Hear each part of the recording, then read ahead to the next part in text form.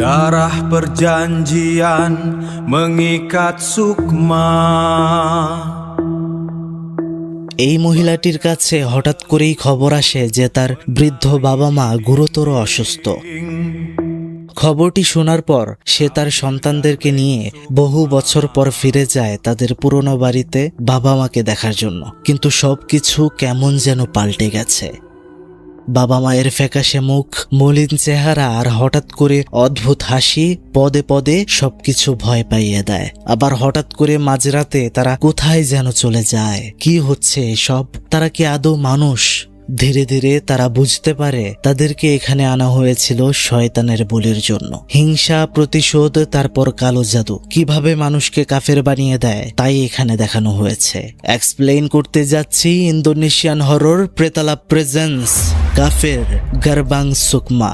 তার সাথে বলে নেই, এটি কিন্তু ঘটনার প্রথম পার্ট নয়। মানে এই মুভির প্রথম পার্ট হিসেবে আরো একটি মুভি আছে। তবে চিন্তা বা ভয়ের কিছু নেই। আমি এমন ভাবে এটা এক্সপ্লেইন করার চেষ্টা করেছি যে প্রথম পার্ট দেখার কোনো প্রয়োজন নেই। এই ভিডিওতেই সব ক্লিয়ার হয়ে যাবে। তো কি অবস্থা সবার? আমি শুভ্র থাকছি সম্পূর্ণ ভিডিও জুড়ে আপনাদের সাথে, আর আপনারা দেখছেন প্রেতালাপ। তাহলে চলুন বন্ধুরা, চলে যাওয়া যাক ভয়ানক দুনিয়ায়, যেখানে আপনারা ভয় করবে তার আগে চ্যানেলটি সাবস্ক্রাইব করে ফেলুন। ঘটনার শুরুতে দেখা যায় শ্রী নামের একটা মহিলা মাটি খুঁড়ে সেটার ভেতরে একটা কাপড়ের পুটলি রাখে। তারপর একটা সাপ নিয়ে সেটার মাথা থেকে মণি বের করে সেই গর্তে ফেলে। তার সাথে তার হাত কেটে সেখানে রক্তও দেয় এবং প্রার্থনা করে যে এই তাবিজটি অথবা এই রিচুয়ালটা তার পরিবারের জন্য যেন একটা রক্ষা কবচ হয় আর তার বাড়িটা যেন প্রোটেক্ট করে। এরপর আমরা তার মেয়ে ডিনাকে দেখতে পারি, যে লেখাপড়া করছিল। সেখানে তার ভাই আসে যার নাম অ্যান্ডি। সে তার বোনকে বলছিল যে তুমি তো সব সময় লেখাপড়া করছো আইন নিয়ে, কিন্তু তোমার তো এবার বিবাহ করা উচিত, তাই না? আসলে ডিনা একজন উকিল হতে চায়, তাই একটা অফিসে সে অনেকদিন যাবৎ ইন্টার্নশিপ করছে, মানে বেতন ছাড়া কাজ করছে কাজ শেখার জন্য। তো সেখানে তার ভাই অ্যান্ডি আরো বলছিল যে তুমি তো চাইলেই আমার সাথে আমাদের বাবার ব্যবসার হালটা ধরতে পারো, যেটা করলে তুমি টাকাও পাবে। সেখানে ডিনা বলে, ভাই তাহলে তো এতদিন লেখাপড়া সবকিছুই বৃথা হয়ে যাবে, তাই না? যাই হোক, সেখানে আমরা অ্যান্ডির ওয়াইফ রানীকে দেখতে পারি যে কিনা সবাইকে খাবার বেড়ে দিচ্ছিল। তারপর দেখা যায় তাদের মাস্রি বাড়িতে এসেছে এবং বাড়িতে দরজার মধ্যে আরো একটা পুটলি বেঁধে রেখেছে সেটা সে দেখছে। দেখা যাচ্ছিল সেই পুটলিটাতে 5টার মতো ফোটা ফোটা কালো দাগ হয়ে গিয়েছিল। তার বিশ্বাস অনুযায়ী যদি এটা এমনটা হয়, মানে যদি কালো দাগ পড়ে যায়, তাহলে তাদের পরিবারের জন্য এটা দুঃসংবাদ অথবা বিপদ আসতে পারে। সেখানে দেখা যায় অ্যান্ডি আর ডিনা শ্রীকে প্রশ্ন করছিল যে মা, আমরা তো এখন পর্যন্ত অনেকটাই ভালো আছি সেই ঘটনার পর থেকে, তাহলে কেন তোমাকে এসব করতে হবে আবার? তাদের মা কিছুই বলে না, শুধু বলছিল এসব কিছু না, শুধু সাবধানতার জন্য। সেখানে শ্রী তার ছেলের বউ রানীকে বলছিল, আচ্ছা তোমাকে দেখে তো অনেকটা মোটা লাগছে, তুমি কি গর্ভবতী নাকি? অ্যান্ডি বলে, আরে না মা, সে কিছুদিন ধরে অনেক খাবার খাচ্ছে, তাই হয়তো এমন মোটা দেখাচ্ছে। শ্রী বলে, ভালো, সন্তানের জন্য এতটা তাড়াহুড়া না করাই ভালো। এখন এই কথাটা শুনে রানীর একটু অদ্ভুত লাগে। তার মনে হয় তার শাশুড়ি কি চাচ্ছে না যে তাদের একটা বাচ্চা হোক। এরপর দেখা যায় খাবার খাওয়ার পর ডিনা আর অ্যান্ডি যে যার কাজে চলে যায়। তবে সেখানে শ্রী রানীর পেটের দিকে কেমন যেন একটা নজর দিয়ে চেয়েছিল। তার সন্দেহ হচ্ছিল হয়তো রানী গর্ভবতী। এখন শাশুড়ি তার দিকে এমন ভাবে চেয়ে রয়েছে, এটাতে তার একটু অস্বস্তি লাগলে সে ঘরে চলে যায়। অ্যান্ডি তার বাবা মারা যাওয়ার পর থেকে তার বাবার ব্যবসাটা সেই সামলাচ্ছে, মানে তার বাবার একটা আখেতের ব্যবসা ছিল সেটা সামলাচ্ছে। সেখানে যাওয়ার পর ব্যবসার দায়িত্বে থাকা কাজের লোকটা অ্যান্ডিকে বলছিল যে আগে থেকে ফসলটা একটু উন্নতির দিকে রয়েছে, মাঝখানে বুনো ঘাসের জন্য একটু গুণগত মান কমে গিয়েছিল, তবে এখন ভালো। যাই হোক, অন্যদিকে দেখা যায় শ্রী চলে গিয়েছে একটি কবিরাজের কাছে যার নাম কিয়াই। তো কবিরাজের সাথে দেখা করার পর কবিরাজ তাকে বলছিল, তুমি এখানে কেন এসেছো? কোনো সমস্যা তো তোমার হওয়ার কথা না। আমি যে কবজটা তোমাকে দিয়েছি সেটা যতক্ষণ পর্যন্ত তোমার বাড়ির আঙিনাতে থাকবে, কোনো সমস্যা তো দূরের কথা, কোনো শক্তি তোমার বাড়ির ভেতরে প্রবেশ করতে পারবে না। তাহলে এখানে আসার কারণ কি? শ্রী বলছিল, আসলে আমার একটু অস্বস্তি হচ্ছে জানেন, আমার মনে হচ্ছে কোনো একটা সমস্যা হবে। আর সাথে সাথেই আমরা দেখতে পারি যে তাদের আক্ষেতের মধ্যে আগুন লেগে গিয়েছে। আর অন্যদিকে রানী যখন ঘরে বসেছিল, পেছনে থাকা তার দাদা শ্বশুর আর দাদি শাশুড়ির ছবিটা নিচে পড়ে গিয়েছে। স্ত্রী যখন বাড়িতে ফিরে এই বিষয়টা দেখতে পারে, তখন থেকেই সে তার বাবা মার কাছে কল দেওয়ার ট্রাই করতে শুরু করে। কিন্তু এভাবে দিন থেকে রাত হয়ে যায়, কোনোভাবেই সেখানে কল লাগছিল না। তাকে রাতে আন্টি খাবার খেতে ডাকছিল, কিন্তু সে খাবারটাও খায় না, দুশ্চিন্তায় পড়ে গেছে। পরদিন সকালে দেখা যায় সে তার বাবা মার বাড়িতে গিয়েছে দেখা করার জন্য। দরজাটা খোলা, ভেতরে প্রবেশ করলে ফ্লোরের মধ্যে সে দেখতে পারে যেখানে রক্ত ছিল। হঠাৎ করে শোবার ঘর থেকে কেমন যেন একটা আওয়াজ ভেসে আসছে। সে যখন সেখানে যায়, গিয়ে দেখতে পারে বিছানার মধ্যে তার মাকে কে যেন নৃশংসভাবে শেষ করে রেখেছে। আর তখনই তার পেছনে আলমারিটা খুলে গেলে সেখানে আমরা দেখতে পারি ভেতর থেকে তার বাবা বেরিয়ে আসছে, আর তার মাথায় যেন কে একটা কুড়োল বিধিয়ে রেখেছে। এটা দেখার পর তো সে খুবই ভয় পেয়ে যায়, সে কিছুই বুঝে উঠতে পারছিল না। ঠিক তখনই আমরা দেখতে পারি তার মা পেছন থেকে তাকে টান দিয়ে ধরে, আর তখনই তার ঘুম ভেঙে যায়। বোঝা যায় এটা কেবলমাত্র একটা দুঃস্বপ্ন ছিল। পরদিন আমরা দেখতে পারি অ্যান্ডি আর রানী হসপিটালে গিয়েছে আলট্রা করার জন্য। রিপোর্ট আসলে জানা যায় রানী 2 মাসের গর্ভবতী। এখন এটা শুনে তারা তো মহা খুশি। বাড়িতে যাওয়ার সময় অ্যান্ডি বলছিল যে এই খবরটা মাকে বললে তিনি তো অনেক খুশি হবেন, প্রথম নাতি বলে কথা। তখন সেই 3 রাস্তার মোড় দিয়ে যাওয়ার সময় অ্যান্ডি লক্ষ্য করে একটা কালো কাপড় পরা মেয়ে সেখানে দাঁড়িয়েছিল। এটা দেখে সে খানিকটা ভয় পেয়ে যায়। বাড়িতে আসলে রানীর গর্ভবতী হওয়ার বিষয়টা তাদের মাকে বলতে যাবে, ডিনা সামনে এসে যায় আর বলে, আমি বুঝতে পারছি তোমরা কোন বিষয়টা আমাকে বলতে চাইছো, কিন্তু এই কথাটা বলার সময় এখন নয়। দাদু একটু আগেই কল দিয়েছিল, ফোন করেছিল, বলেছে দিদার শরীরটা বেশি একটা ভালো না, আমাদের সেখানে যেতে হবে। এরপরে দেখা যায় তারা পুরো পরিবার দাদু দিদার বাড়িতে যাওয়ার জন্য রওনা দিয়েছে। কিন্তু এদিকে দেখা যায় তাদের বাড়িতে শ্রী যে পুটলিটা টাঙিয়ে রেখেছিল সেটা সেখান থেকে পড়ে যায়, আর সেটাতে অনেক অনেক কালো দাগ হতে শুরু করে। তার মানে এতে বোঝা যায় সামনে ঘোর বিপদ। তারা সেখানে যাওয়ার পর তাদের দাদা রিসিভ করে। ভেতরেই তাদের দিদা দাঁড়িয়েছিল। দাদু বলে, তোমরা অনেকদিন পর আমাদের বাড়িতে এসেছো, ফ্রেশ হয়ে নাও। নিশ্চয়ই তোমাদের দিদার রান্নাটা খুব মিস করছো তোমরা, ঠিক না? অনেকদিন আগে খেয়েছিলে, যাও তাড়াতাড়ি ফ্রেশ হয়ে নাও। কিন্তু সেখানে স্ত্রী তার বাবা মাকে স্বাভাবিক হয়ে দেখছিল, মনে হচ্ছিল না যে তাদের কোনো অসুস্থতা রয়েছে। তাও সে বলছিল, মা তুমি যদি অসুস্থ হয়ে থাকো তাহলে আমার কাছে লুকিও না, আমাকে সবটা বলবে। তার মা তখন বলে, আরে না, এতটা অসুস্থ হয়নি যতটা তোর বাবা বলেছে। অনেকদিন ধরে নাতি নাতনিদেরকে মিস করছিলাম, আর তোকেও মিস করছিলাম, তাই এখানে নিয়ে আসলাম। যাই হোক, স্ত্রী সেখানে টেবিলে থাকা চা আর নাস্তাটা গোছানোর সময় প্রচন্ড গন্ধ আসছিল, মনে হচ্ছিল এটা অনেকদিন ধরে এখানে পড়ে আছে। সে রান্নাঘরে যাওয়ার পর সেখানে বাকিরাও যায়, কিন্তু তারা গন্ধের কারণে সেখানে টিকতেই পারছিল না। এত গন্ধ, দেখতে পারছিল যে খাবার দাবার যা রয়েছে সবকিছু বিভৎস ভাবে পচে গিয়েছে। আর এখানে কি হচ্ছে যে তাদের দিদা রান্না করছে কিন্তু গ্যাসের চুলাটাই অন করতে ভুলে গিয়েছে। এখন স্ত্রী এসব দেখে বলছিল, তাদের অনেক বয়স হয়ে গিয়েছে, আমার আরো আগে এখানে আসার প্রয়োজন ছিল। সে গিয়ে তার মাকে বলে, মা এখন তুমি বিশ্রাম নাও, তোমাকে কিছুই করতে হবে না, আমি খাবার রান্না করে আনবো। সে আন্টিকে বলে, যাও তোমার দিদাকে রুমে নিয়ে যাও। সে তার দিদাকে নিয়ে রুমে চলে যায়। এদিকে স্ত্রী ডিনাকে নিয়ে সবকিছু পরিষ্কার করতে শুরু করে, কিন্তু সবকিছু এতই পচে রয়েছে যে এত বাজে গন্ধ, ফ্রিজের ভেতরটাও তো একদম পোকা হয়ে গেছে। আর অন্যদিকে অ্যান্ডি যখন তার দাদিকে ঘরে নিয়ে বসায়, ফিরে আসার সময় তার দাদি তাকে বলছিল, এই তুমি কে? অ্যান্ডি তখন হেসে উত্তর দেয়, আমি তোমার নাতি অ্যান্ডি। সেও বুঝতে পারে যে বার্ধক্য ভালোভাবেই বশ করেছে তাদের উপর। অন্যদিকে এসব দেখে তো বমি হচ্ছিল রানীর। এই সবকিছু পরিষ্কার করে ডাস্টবিনে ফেলার সময় সেখানে ডিনা একটা বিড়াল দেখতে পায়। সে একটু বিড়াল প্রেমী মানুষ আমার মতোই, তো সেটাকে দেখে তার কাছে এনে আদর করে। কিন্তু ঠিক তখনই পাশে একটা পুরাতন ফাঁকা ঘর থেকে শব্দ শুরু হয়। সে দরজার সামনে গিয়ে ভেতরে ঢোকার চেষ্টা করে, কিন্তু পারে না। সে জিজ্ঞেস করে, দাদু তুমি কি ভেতরে আছো? দাদু হালকা দরজাটা ফাঁক করে বলে, আমি এখানেই আছি, তোমার ভেতরে ঢোকার প্রয়োজন নেই, ভেতরে অনেক অগোছালো। রাতে খাবার খাওয়ার সময় সেখানে অ্যান্ডি বলছিল, ছোটবেলায় দাদু দিদার সাথে কতই না খেলাধুলা করতাম। একবার তো লুকোচুরি খেলতে গিয়ে আমি আলমারির ভেতর গিয়ে ঘুমিয়ে পড়েছিলাম। সেদিন তো আমাকে না পেয়ে সবাই আতঙ্কিত হয়ে গিয়েছিল। তো এই কথা বলার পর সবাই সেখানে খুব হাসছিল, কিন্তু শুধু দাদু দিদা বাদ দিয়ে। ডিনা বলছিল, আরে সেই সব কথা কি ওদের মনে আছে কাছে এখন হয়তো ভুলে গিয়েছে। সবার যখন হাসা শেষ তখন আমরা দেখতে পারি অদ্ভুতভাবে একসাথে দুই বৃদ্ধ হাসতে শুরু করে। এমন হাসা কোনো স্বাভাবিক মানুষের হতে পারে না, তা সেদিন সবাই টের পেয়েছিল।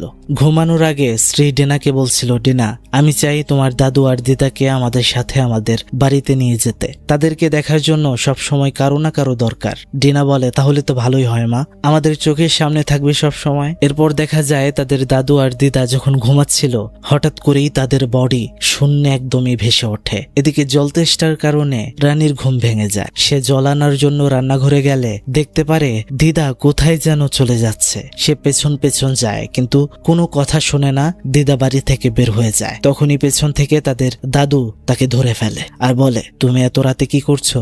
যাও ঘুমিয়ে পড়ো। তোমার দিদার আবার ঘুমের মধ্যে একটু হাঁটার অভ্যাস আছে, যাই আমি গিয়ে তাকে নিয়ে আসি। কিন্তু দেখা যায় রানী সেখান থেকে চলে গেলে সে গিয়ে মহিলাটাকে ফিরিয়ে না এনে তাকে নিয়ে সামনে কোথাও এগিয়ে যায়। পরদিন সকাল, ডিনা তার নতুন বিড়ালকে তন্ন তন্ন হয়ে খুঁজছে। কোথায় গেল বিড়ালটা? সে তো তাকে থাকার জন্য জায়গা করে দিয়েছিল।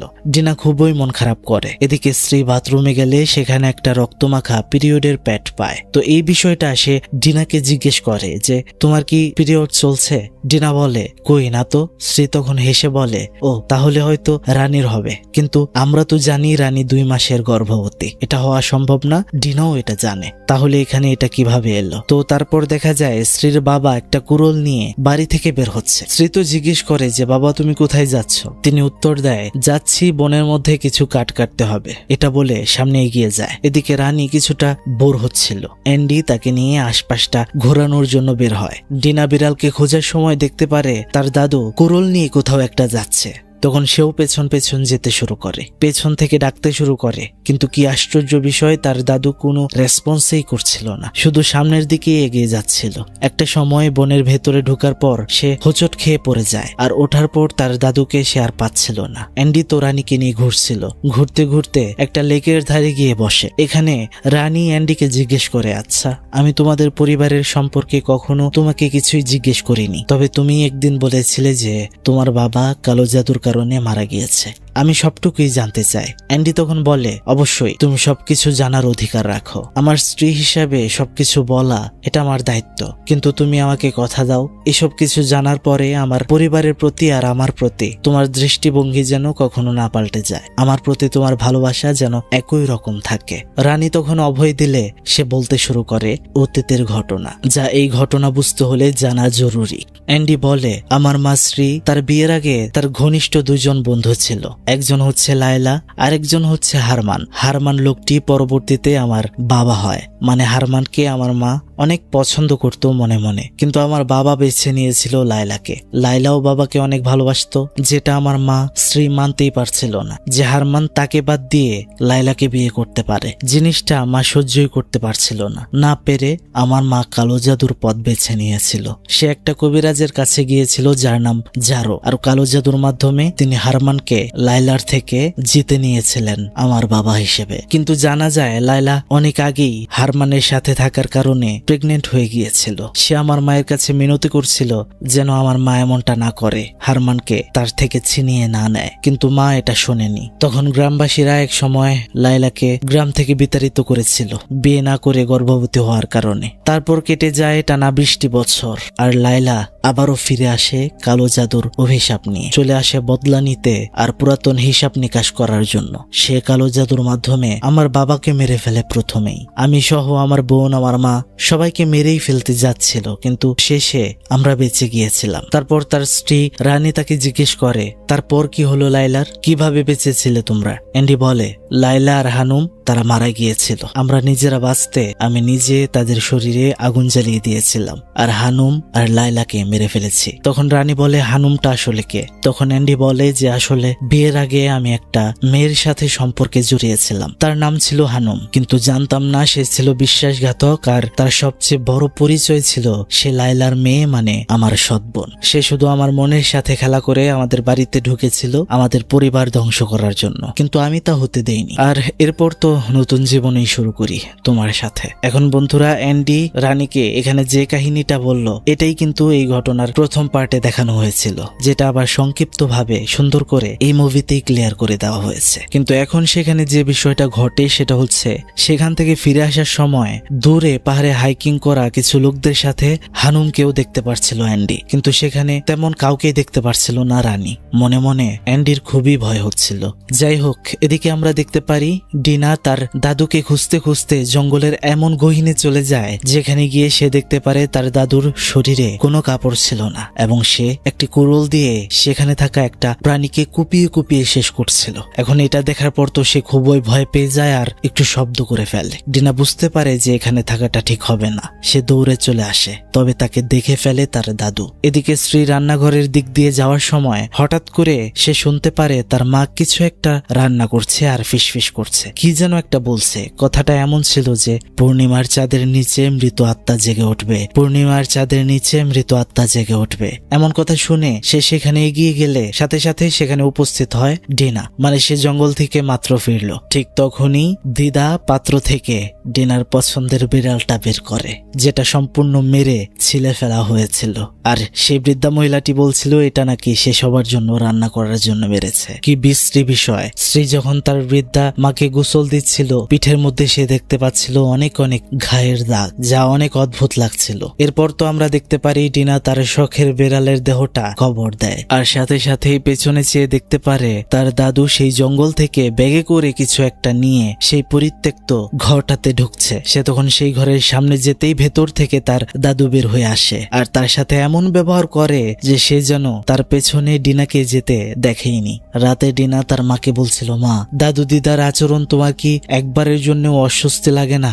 আমার তো অদ্ভুত লাগে, এখানে নিশ্চয়ই কোনো সমস্যা রয়েছে, আমাদের সাথে কি আবারও খারাপ কিছু ঘটবে মা? তার মা তখন বলে, ওই পুরনো কথাটা আর মুখেও এনো না, এগুলো কিছু না, তারা একটু বৃদ্ধ হয়ে গিয়েছে, এই কারণে এমন হয়। যাই হোক, এদিকে অ্যান্ডি রানীর সাথে যখন শুয়ে আছে, ওপাশ থেকে রানী তখন তাকে বলছে, জান, তুমি চিন্তা করো না, তোমার প্রতি আমার দৃষ্টিভঙ্গি তোমাদের অতীত সম্পর্কে জানার পর মোটেও পরিবর্তন হয়নি। এখন এটা শুনে যেই না অ্যান্ডি রানীর দিকে তাকায়, সে দেখতে পারে সেটা রানী ছিল না, সেটা ছিল হানুম। এখন এটা দেখে তো সে এদিকে ঘুরে যায়, খুবই ভয় পেয়ে যায়। তারপর যদিও সে দেখতে পারে সেটা তার স্ত্রী রানী ছিল, কিন্তু বারবার হানুমের অস্তিত্ব তাকে এমন ভাবে জ্বালাতন করছিল, সে মানতেই পারছিল না যে এটা কোনো ভ্রম হতে পারে, তার সত্যি মনে হচ্ছিল। সেদিন রাতে হঠাৎ করে একটা শব্দ শুনে ডিনার ঘুম ভেঙে যায়। সে বাইরে বের হয়, একটা শব্দ তার কানে ভেসে আসছে, আবারও সেই একই কথা, পূর্ণিমার চাঁদের আলোতে মৃত আত্মারা পুনরুজ্জীবিত হয়ে উঠবে। তখনই সে লক্ষ্য করে তার পেছন দিয়ে তাড়াতাড়ি করে কে যেন হেঁটে চলে গেল এবং সেই পরিত্যক্ত রুমটাতে ঢুকলো। ভেতর থেকে অনেক মন্ত্রের আওয়াজ আসছিল। দরজাটা খোলার চেষ্টা করলেও সে বুঝতে পারে দরজাটা ভেতর থেকে বন্ধ। এবার ডিনা ফাঁকা খুঁজতে শুরু করে যে কোন দিক দিয়ে একটু ভেতরে দেখা যায় ভেতরে কি হচ্ছে। সে যখন একটা ফাঁকা জায়গা পায়, সেখান দিয়ে ভেতরে দেখার চেষ্টা করলে সে দেখতে পারে তার দাদু কারো কাছে যেন মাথা নত করছে আর কোনো একটা রিচুয়ালের মতো করছে। হঠাৎ করেই ভেতরে থেকে তার দাদু বুঝে যায় যে তাকে কেউ দেখছে। ডিনাও বুঝতে পারে এখানে বেশিক্ষণ থাকা যাবে না। সে চলে আসার সময় তার সামনে কুড়ুল নিয়ে হাজির হয় তার দাদু। সে তো বলে, দাদু, আমি তোমার নাতি। ডিনা কিন্তু না, এটা যেন দাদু নয়, অন্য কিছু। সে তখন কুড়ুলের কূপ খাওয়ার আগে কোনোভাবে বাড়িতে ঢুকে দরজাটা লাগিয়ে দেয়। সেটা বাহির থেকে ধাক্কাতে শুরু করে দরজা। সে তো খুবই ভয় পাচ্ছিল। হঠাৎ করে দরজাটা ধাক্কানো বন্ধ হয়ে যায়। সে বাহিরের দিকে চেয়ে কাউকে আর দেখতে পায় না। তবে আবার এদিকে ফিরলে তার সামনেই ছিল তার দাদু। কিন্তু আশ্চর্য বিষয়, সেটা তাকে বলছিল, ডিনা, তুমি এত রাতে এখানে কি করছো? জলদি গিয়ে ঘুমিয়ে পড়ো, যাও। মানে কি হচ্ছে এই বাড়িতে তা বোঝাই যাচ্ছিল না। এদিকে যখন অ্যান্ডি আর রানী ঘুমাচ্ছিল, রানীর ঘুম ভাঙলে তো সে দেখতে পারে তার একদমই সামনে দাঁড়িয়ে আছে তার দিদা, এবং সেটা ধীরে ধীরে তার কাছে এসে তার পেটে হাত বোলাচ্ছে। রানী একটু নড়তেও পারছিল না, মনে হচ্ছিল শরীরটা একদমই অবশ হয়ে গিয়েছে। সে ভয় পাচ্ছিল। সকালে ডিনা তার মাকে বলছিল, মা, নিশ্চয়ই দুজনের মধ্যে কোনো সমস্যা রয়েছে, হয়েছে, কিন্তু তখনও স্ত্রী বিশ্বাস করছিল না। অন্যদিকে আমরা দেখতে পারছিলাম রানী অ্যান্ডিকে বলছিল, আমি এখানে আর থাকতে পারবো না, তোমার দাদু আর দিদার ভেতরে কোনো একটা সমস্যা রয়েছে। কিন্তু অ্যান্ডি বলছিল, আমরা কিভাবে এখান থেকে যাই বলো, তাদেরকে ফেলে কি যাওয়া যাবে? মানে ডিনা আর রানীকে কেউ বিশ্বাসই করছিল না। রানী তখন গিয়ে ডিনার সাথে বিষয়টা শেয়ার করে। অন্যদিকে বাড়িতে গেটের মধ্যে একজন লোক আসে, যে কিনা এলাকার মসজিদ কমিটির একজন সদস্য। সে এসে স্ত্রীকে একটা চিঠি দেয় আর বলে, 2 মাস ধরে মসজিদের কোনো বেতন দেওয়া হচ্ছে না, এই বাড়ির মালিক কি ফিরে এসেছেন? স্ত্রী বলে, আরে তারা কোথায় যাবে, তারা তো বৃদ্ধ মানুষ, সব সময় এখানেই থাকে। কিন্তু ওই লোকটি বলছিল, না আমি তো কয়েকবারই এসেছি, দরজা জানালা সব লাগানো ছিল, কেউ বাড়িতে ছিল না। এখন এই বিষয়টা স্ত্রীর একটু খটকা লাগে। স্ত্রী তার বাবা মার রুমে গেলে সেখানে তার বাবা মা ছিল না। পুরো বাড়িতে খোঁজা হয় কিন্তু তার বাবা মাকে কোনোভাবেই পায় না। তাহলে তারা কোথায় যাবে? সেখানে ডিনা বলছিল, আমি দাদুকে জঙ্গলের একটা জায়গায় দেখেছিলাম, হতেই পারে তারা সেখানে গিয়েছে। তো দেখা যায় সেই কথা মতোই তাদেরকে খুঁজতে তারা চলে যায় জঙ্গলের সেই গহীন জায়গায়। এখন সেখানে যাওয়ার পর একটা বিষয় দেখে তো তারা খুবই ভয় পেয়ে যায়। সেটা হচ্ছে সেখানে অজস্র ছাগলের দেহ পড়েছিল, পচে পড়েছিল। এখন এগুলো দেখে তো বমি করতে চলে যায় রানী। অ্যান্ডি বলছিল ডিনাকে, এটা কি সত্যি দাদু করেছে? ডিনা বলে, হ্যাঁ আমি নিজের চোখে দেখেছি। কিন্তু এখানে একটা জিনিস কমন ছিল, সেটা হচ্ছে একটা ছাগলেরও মাথা ছিল না। তার মানে মাথাটা অন্য কোনো কাজে ব্যবহার হচ্ছে। সেখানে বমি করার সময় রানী একটা অদ্ভুত লোককে দেখতে পারে। যদিও সেখানে অ্যান্ডি চলে আসলে সেই লোকটা সেখান থেকে গায়েব হয়ে যায়। সারাদিন জঙ্গলে খোঁজাখুঁজির পর সন্ধ্যা সময় যখন তারা বাড়িতে ফেরত আসে, তারা অবাক হয়ে যায়, বাড়িতে দেখতে পারে লাইট জ্বলছে। তার মানে বাড়িতে কেউ আছে।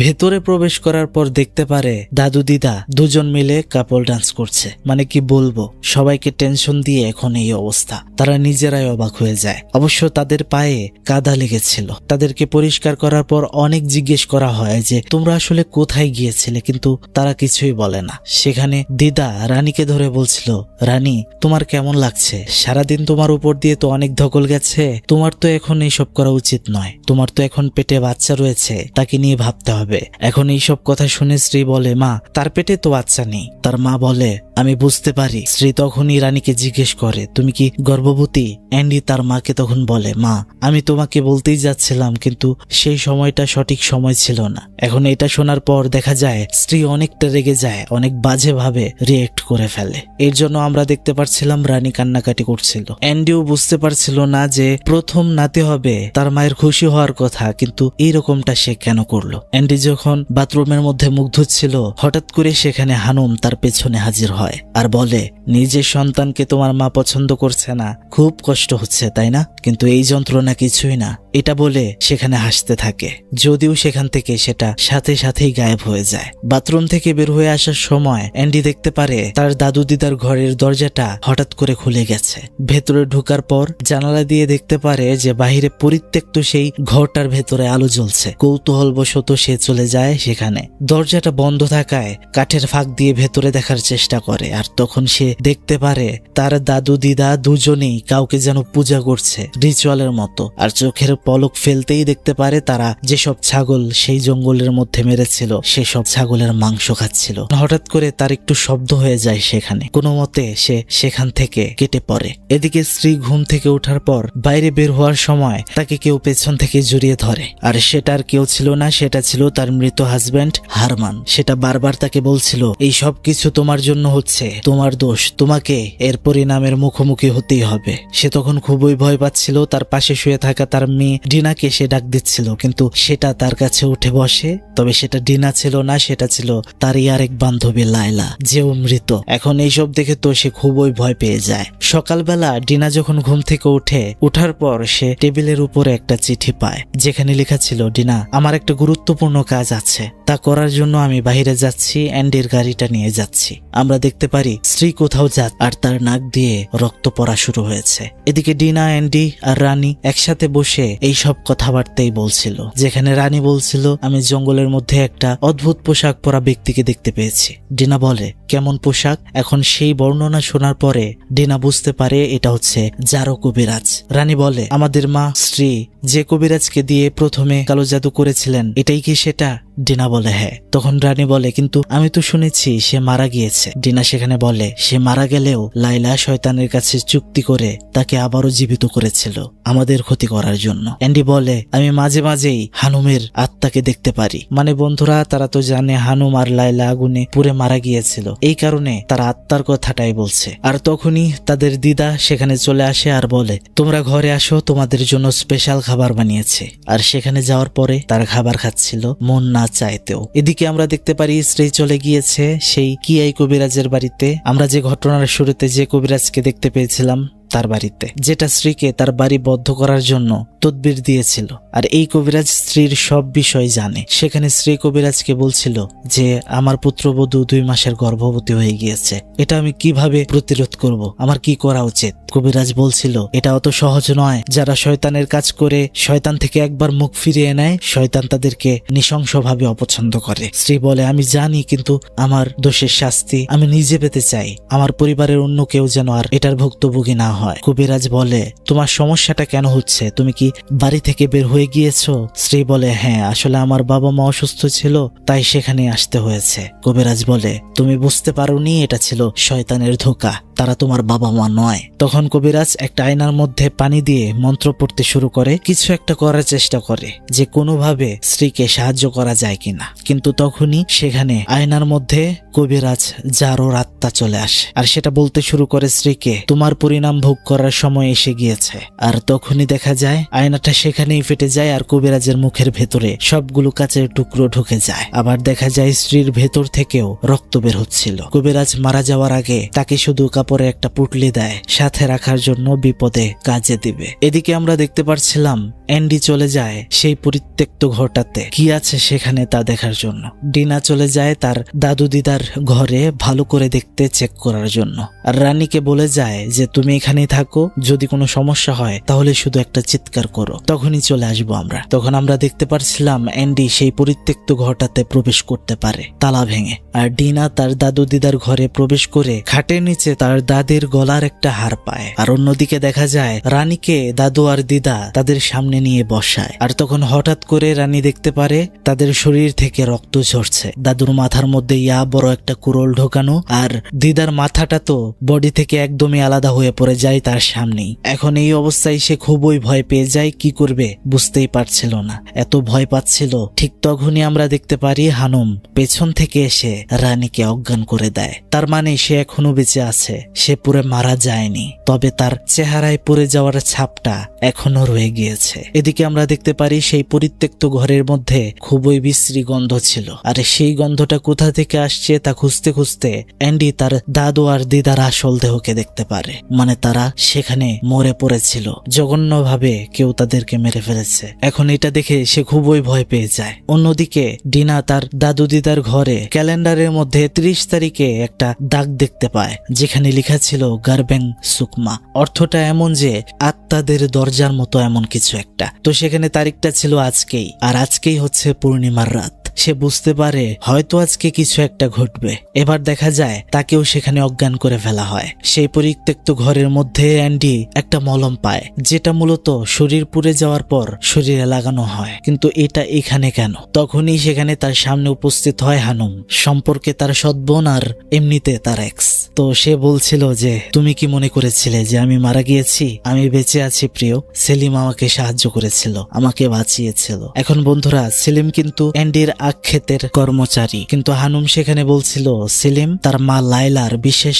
বিশ্বস্ত লোক ছিল, মানে তাদের হয়ে কাজ করত। সে বলে, সেদিন আমাদেরকে তুমি যখন আগুন জ্বালিয়ে সেখান থেকে চলে গিয়েছিলে, আমি সেখানে বেঁচে ছিলাম, মা মারা গিয়েছিল। সেখানে সেলিম আমার বিশেষ খেয়াল নিয়েছিল, চিকিৎসা করিয়েছিল। যদিও আমি চেয়েছিলাম আমার মায়ের সাথে আমারও মৃত্যু হোক, আমি সব ভুলতে চেয়েছিলাম, কিন্তু আমার শরীরের পোড়া দাগ, পোড়া ক্ষত চিহ্ন, এগুলো কখনো ভুলতে দিচ্ছিল না। বারবার যেন আমাকে বলছিল প্রতিশোধ নিতে হবে তোর। আর একদিন সেই সময় আসলো। আমি একটা হাসপাতালে টোটকা ফাটকা কাজ শুরু করেছিলাম, আর সেখান থেকেই জানতে পারি যে তোমার ওয়াইফ 2 মাসের অন্তঃসত্ত্বা। তখন সেই থেকেই পরিকল্পনা করি আমি তোমাদের সুখে থাকতে দিব না। এই বিষয়টা যখন আমি সেলিমকে বলি, সেলিম বলেছিল এটা না করতে, সবকিছু শেষ করতে, নয়তো সে পুলিশে যাবে। কিন্তু তাই কি হয়? সেলিম আমার বিরুদ্ধে যাওয়ায় তাকে আমি সেদিন মেরে ফেলেছিলাম। আর বন্ধুরা, আমরা সেখানে দেখতে পারছিলাম যে সেলিমকে মারার পর হানুম তার ভেতরের হৃদয়টা বের করে সেটা তৃপ্তি সহকারে খেয়ে ফেলে আর শয়তানের কাছে প্রার্থনা করে। তার মা কালো জাদুর মাধ্যমে যে কবিরাজকে জীবিত করেছিল, মানে জারু কবিরাজকে, তাকে সে ডাকে আর বলে তার মায়ের মৃত্যুর প্রতিশোধ নিতে তাকে সাহায্য করতে। কিন্তু সেখানে সেই জারু কবিরাজ বলছিল যে আমি চেষ্টা করেছি স্ত্রীর পরিবারের ক্ষতি করার, কিন্তু পারিনি। সে তার বাড়িকে রক্ষা করে রেখেছিল অন্য কবিরাজ দিয়ে। তখন সে কবিরাজকে বলে তুমি কি দেখেছো স্ত্রীর ছেলে অ্যান্ডির বউয়ের 2 মাসের সন্তান তার পেটে? তখন আমরা দেখতে পারি এই কথাটা শোনার পর কবিরাজ কেন যেন একটু খুশি হয়ে যায় আর বলে তাহলে যেভাবেই হোক তাদেরকে সেই বাড়ি থেকে বের করো, আর পূর্ণিমার রাতে আমি তোমার মাকে পুনরুজ্জীবিত করব। আর এরপরেই আসলে হানুম স্ত্রীর বৃদ্ধ বাবা মার বাড়িতে যায় আর তাদেরকে নৃশংসভাবে শেষ করে। আর শয়তানের ধোঁকার মাধ্যমে স্ত্রীর পরিবারকে তার বাড়ি থেকে ডেকে আনা হয় প্রতিশোধের জন্য। এখন এই ঘটনা শোনার পর তো অ্যান্ডি অনেক রেগে যায়। সে বলে তুই এটা কিভাবে করতে পারলি? তোর প্রতিশোধ নেবার হলে আমার উপর নীতি, আমার নিরহ দাদু দিদাকে কেন মেরেছিস? তো সেখানে হানুম শুধু হাসছিল। তখনই পেছন থেকে জারু কবিরাজ সে এসে অ্যান্ডিকে অজ্ঞান করে ফেলে। এদিকে আমরা দেখতে পারি স্ত্রী বাড়িতে ফিরে আসে, কিন্তু সেখানে সে কাউকেই পায় না। তবে তার বাবা মায়ের রুমের মধ্যে গেলে ছাদে চেয়ে দেখতে পারে সম্পূর্ণটা অন্য জগতের মতো হয়ে গিয়েছিল। আর সেখানে ক্যালেন্ডারের মধ্যে দেখতে পায় আজকের 30 তারিখটা দাগানো রয়েছে, আর সেখানে লেখা রয়েছে গারবাং সুকমা, অর্থাৎ আত্মাদের দরজা বিষয়ে বলা হয়েছে। তো সে যা বোঝার তা বুঝে যায়। অন্যদিকে সেই জঙ্গলের ভেতরে আমরা দেখতে পারছিলাম যে হানুম শয়তানের উদ্দেশ্যে রিচুয়াল শুরু করে দিয়েছে। চারিপাশে ছাগলের মাথা দিয়ে ভরা জারু কবিরাজ বড় দেখে একটা গাভী নিয়ে আসে, আর আমরা দেখতে পারি অ্যান্ডির বউ রানীকে বাথটাবের মধ্যে অজ্ঞান করে শুয়ে রাখা হয়, আর 2 ভাই বোনকে তো বেঁধেই রাখা হয়েছে। সেখানে অ্যান্ডি বলছিল আমার স্ত্রীকে ছেড়ে দাও, সে কোনো দোষ করেনি, প্রয়োজনে আমাকে নিয়ে নাও। কিন্তু সেখানে দেখা যায় জারু কবিরাজ ঘটনার একটা টুইস্ট রিভিল করে সেখানে। সেটা হচ্ছে সে বলে এবার তোমার মাকে এটার মূল্য দিতেই হবে, কারণ তোমার মা যখন কালো জাদুর মাধ্যমে শয়তানকে দিয়ে তোমার বাবা হারমানকে তার নিজের করেছিল, তখন কিন্তু শয়তানের সাথে সে একটা ডিল করেছিল। আর তোমরা নিশ্চয়ই জানো শয়তান কখনো ফ্রিতে কোনো কাজ করে না, তার বলি চায়। তোমাদের মা শয়তানকে তার বাচ্চা কখনো বলি দিতে চায়নি। সে বলেছিল যদি তার কোনোদিন নাতি নাতনি হয় তাহলে সেটা সে দিবে। এখন এই কথা শোনার পর তো আমরা বুঝতে পারি যে রানী প্রেগনেন্ট হয়েছে। এই কথা শুনে এত বাজেভাবে রিয়েক্ট কেন করেছিল স্ত্রী, কেন খুশি হচ্ছিল না? এখন সেখানে হানুম বলছিল যে এবার আমি তোমাদের প্রত্যেককে শয়তানের কাছে বলে দেব, প্রতিশোধ নিব, আর আমি আমার মাকে বাঁচিয়ে তুলব। অনেক মিনতি করছিল অ্যান্ডি তার বাচ্চার কিছু না করতে, কিন্তু হানুম বলে কি করব বলো, আমার মাকে ফিরিয়ে আনতে তো একটা পবিত্র আত্মার প্রয়োজন, যেটা তোমার 2 মাসের বাচ্চাই দিতে পারে। এবার দেখা যায় তখনই পূর্ণিমার চাঁদ আকাশে উঠে পড়ে, আর হানুম রানীর পেট থেকে বাচ্চা বের করার জন্য পেটে জোরে জোরে চাপতে শুরু করে। তার মধ্যে দেখা যায় কবিরাজ জারো যে গাভীটা এনেছিল সেটাকে মেরে ফেলে, আর এদিকে হানুম রানীর পেট থেকে 2 মাসের বাচ্চার ভ্রূণটাও বের করে ফেলে। আর কি পরিমাণ খারাপ তা হচ্ছে যে সে সেই বাচ্চাটাকে চেটে খাচ্ছিল। ভাবা যায় এইসব দেখা ছাড়া কিছুই করার ছিল না অ্যান্ডির। ঠিক তখনই আমরা দেখতে পারি এদিকে চুপি চুপি করে সেখানে উপস্থিত হয় স্ত্রী। সে অ্যান্ডি আর ডিনার বাঁধন খুলে দিচ্ছিল আর বলছিল কোনো শব্দ করো না, আমাকে তোমরা ক্ষমা করে দিও, আমার জন্য এমনটা হয়েছে, আমি যা করেছি তা ভুল করেছি, আমার কখনো শয়তানের কাছে যাওয়া উচিত হয়নি। ঠিক তখনই দেখা যায় সেই গাভীর পেট থেকে ভেতর থেকে নগ্ন অবস্থায় বের হয়ে আসে হানুমের মা, মানে লায়লা। মানে হানুম তার মাকে স্ত্রীর নাতির বদৌলতে পুনরুজ্জীবিত করেছে। এখন সে তো তার মায়ের কাছে যায় আর একটা চাদর পরিয়ে জড়িয়ে ধরে। সে বলছিল মা আমি পেরেছি তোমাকে আবারও ফিরিয়ে আনতে। আর তখনই সেখানে একটা বিষয় ঘটে। এবার স্ত্রী বলছিল আমার নিজের কর্মফল আমার নিজেকেই ভোগ করতে হবে, আর এটা শেষ করতে হবে। অনেক ভোগ করেছি, এবার এটা শেষ করার পালা। এবার তখন দেখা যায় সে তার পুরো শরীরে কেরোসিন তেল ঢেলে দেয়, আর কিয়াই কবিরাজের দেয়া সেই পুটলির ভেতরে থাকা জিনিসটা জারু শরীরে ছুঁড়ে মারতেই সেই জারু কবিরাজের শয়তানটা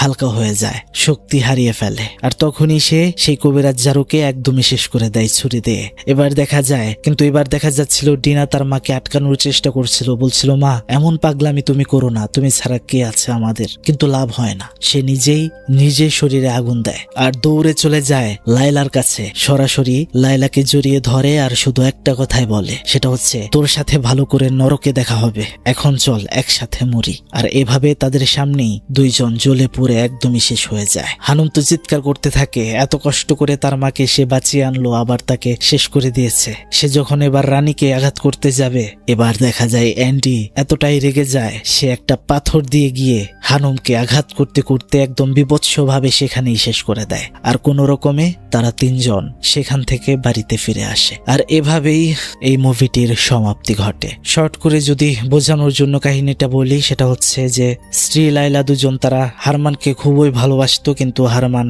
লায়লাকে ভালোবেসে ফেলেছিল আর লায়লার পেটে বাচ্চাও এসেছিল। কিন্তু হারমানকে পাওয়ার জন্য প্রথমবারের মতো শয়তানের কাছে চুক্তি করেছিল স্ত্রী, সে কালো জাদু করে হারমানকে নিজের করে নেয়। কিন্তু ভবিষ্যতে স্ত্রীর কোনো নাতি হলে সেটা শয়তানের কাছে উৎসর্গ করার চুক্তি ছিল। কিন্তু স্ত্রী একটা সময় এসব থেকে বের হয়ে এসেছিল, সে চাইছিল না তার পরিবারের উপর কোনো কালো জাদু অথবা শয়তানের ছায়া থাকুক, ভালোভাবে চলতে চেয়েছিল। কিন্তু এর মাঝে আবার লায়লা তার মেয়ে হানুমকে নিয়ে প্রতিশোধ নেওয়ার জন্য হাজির হয়, তারাও কালো জাদুর আশ্রয় নেয়। কিন্তু ভাগ্যক্রমে স্ত্রীর পরিবার প্রথমবার বেঁচে গিয়েছিল, হানুম তার মা লায়লা দুজনেই আগুনে পুড়ে গিয়েছিল। কিন্তু সেখানে ভাগ্যক্রমে বেঁচে যায় হানুম, আর সে প্রতিশোধ নেওয়ার জন্যই তো বাকিটা করেছে। তো মোরাল অফ দ্য স্টোরি বা সবকিছুর পর যেটা মেসেজ দেওয়ার চেষ্টা করেছে এই মুভিটা, সেটা হচ্ছে যে শয়তানের সাথে চুক্তি করে তারা কাফের, আর কাফেরের পরিণাম এই দুনিয়াতেই কি হতে পারে তাই বোঝানো হয়েছে। তো বন্ধুরা, কেমন লাগলো আজকের এই এক্সপ্লেইনটা কিন্তু অবশ্যই